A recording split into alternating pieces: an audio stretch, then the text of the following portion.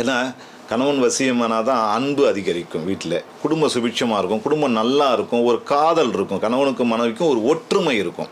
ஏதிட்டு தினப்படி இதை வழிபாடு செய்யணும். சும்மா வாரத்தில் ஒரு நாள் ஏற்றுறதுனால ஒரு பெரிய பலனை காட்ட முடியாது. நம்ம இந்த விளக்கை எப்படின்னா சுவாமி கிட்ட வச்சு ஏற்றக்கூடாது.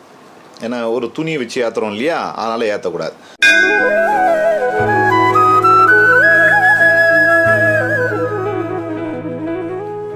வணக்கம், வாழ்க நலம். இன்றைக்கி என்ன பார்க்க போகிறோம்னா,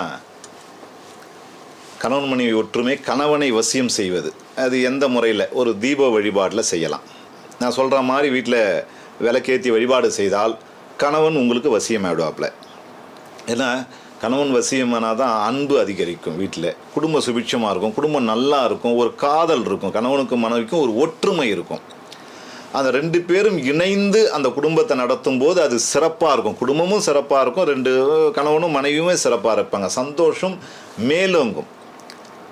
அதனால் இதை செய்து கணவனை வசியம் செய்து கொள்ளலாம். சரி, என்ன பண்ணலாம்? முதல்ல என்ன தேவை அப்படிங்கிறத பார்ப்போம். நமக்கு ஒரு அகல் வேணும். அகல்னால் மண்ணால் ஆன அகல் வேணும்.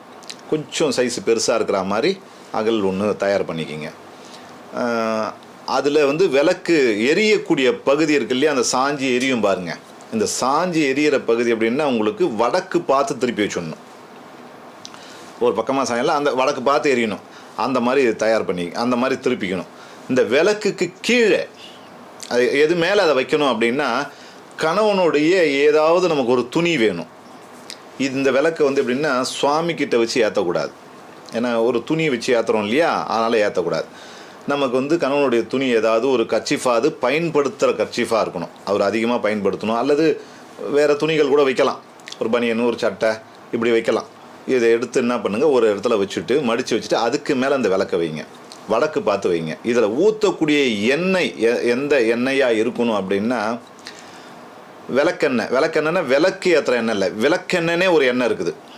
இந்த இப்போ நமக்கு குழந்தைங்களுக்கெல்லாம் கொஞ்சம் வயிறு வலினா அந்த எண்ணெய் தான் போடுவாங்க. நமக்கு பெரியவங்களுக்கு எல்லாருக்குமே அந்த எண்ணெயை பயன்படுது. விளக்கெண்ணெய்னு பேர், அதுக்கு பேர். அந்த எண்ணெயில் தான் அந்த விளக்கை ஏற்றணும். அவர்கிட்ட இருந்து கை தொட்டு கொடுக்கப்பட்ட ஏதாவது ஒரு காயினை, ஒரு 5 ரூபா காயின், ஒரு 10 ரூபா காயின், கையிலிருந்து தொட்டு கொடுக்கப்பட்ட காயினை அந்த விளக்கு எண்ணெய்க்குள்ளே போட்டுவிடுங்க. அந்த எண்ணெய் ஊற்றிருப்போம் இல்லையா, அந்த கிண்ணம், அது உள்ளே போட்டுவிடுங்க. இந்த திரி தாமரை தண்டு திரியில் ஏற்றினால் கொஞ்சம் நல்லது. கடையில் கேட்டால் கிடைக்கும். அல்லது வெள்ளருக்கு திரின்னு கேட்டாலும் அதுவும் கிடைக்குது. இல்லைன்னா பஞ்சு திரி, நூல் திரி ஏற்றக்கூடாது, பஞ்சு திரி போட்டுங்க. பஞ்சு திரியை போட்டு விளக்கு ஏற்றலாம். ஏற்றிட்டு தினப்படி இதை வழிபாடு செய்யணும். சும்மா வாரத்தில் ஒரு நாள் ஏற்றுறதுனால ஒரு பெரிய பலனை காட்ட முடியாது. நம்ம இது என்ன பண்ணுங்கள், உங்களுடைய கணவனுடைய பெயரையும் உங்களுடைய பெயரையும் இணைச்சி, எனக்கு சீக்கிரம் அவர் ஒரு வசீகரத்துக்கு வரணும், நம்ம சொல்கிறபடி வரணும், குடும்பம் சுபிட்சமாக இருக்கணும். ஏன்னா சொல்கிறபடி ஏன் கேட்கணும்னு ஆசைப்பட்றோம்னா, ஒரு சம்பாதிக்கிற பணம் சரியான முறையில் வீட்டுக்கு வர்றதோ, அல்லது பழக்க வழக்கங்கள்லாம் இருந்தால் அதை கட்டுப்பாட்டுக்குள்ளே கொண்டு வர்றதோ, இதெல்லாம் மனைவி சொன்னால் கேட்கணும் அப்படிங்கிறதுக்கு தான். இதை நல்ல விஷயத்துக்கு பயன்படுத்துங்க, தவறான விஷயத்துக்கு இதை பயன்படுத்தாதீங்க. இது மாதிரி நினச்சி, மனசில் நினச்சி வேண்டிக்கணும். அதாவது இதுக்கு பேர் எப்படின்னா ஆத்மபல வேண்டுதல். நாம் மந்திரமெல்லாம் சொல்லாமல் நம்ம மனசில் என்ன இருக்கோ அதையே மந்திரமாக கொடுக்குறோம், ஆத்மபலம்னு பேர். அதை சொல்லி நீங்கள் பண்ணிக்கிட்டு இருக்கலாம். இந்த பூஜையை தொடர்ந்து செய்யுங்க.